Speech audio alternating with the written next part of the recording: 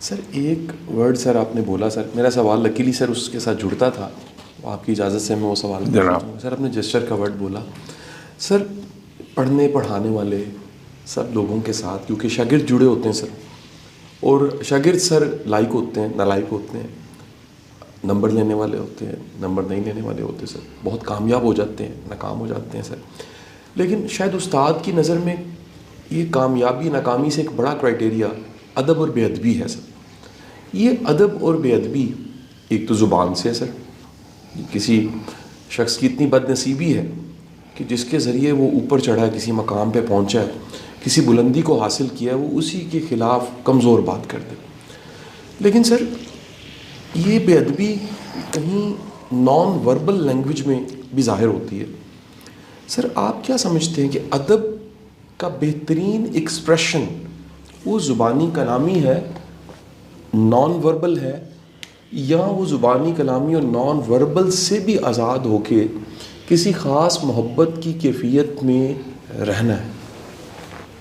دیکھیے، ادب علم کے حصول کا زینہ ہے. ادب کے بغیر انسان علم حاصل نہیں کر سکتا، اور محبت کے بغیر انسان سیکھ نہیں سکتا، لرن نہیں کر سکتا. یہ جو جیسچرز کی بات میں کر رہا تھا، یہ بہت اسٹرانگ میڈیم آف ایکسپریشن ہے. آپ کو غصہ آ گیا کسی آدمی کی بات پہ، آپ نے خاموشی اختیار کر لی، لیکن کمرے سے باہر نکلتے ہوئے دروازہ زور سے مارا. اب اس آدمی کو اگر آپ کھڑے ہو کے غصے کا اظہار کر دیتے تو شاید اس کے لیے اتنا تکلیف دہ کبھی نہ ہوتا جتنا وہ دروازہ زور سے بند کرنا. یہ بات اسے کھا جائے گی اندر بیٹھے ہوئے آدمی کو.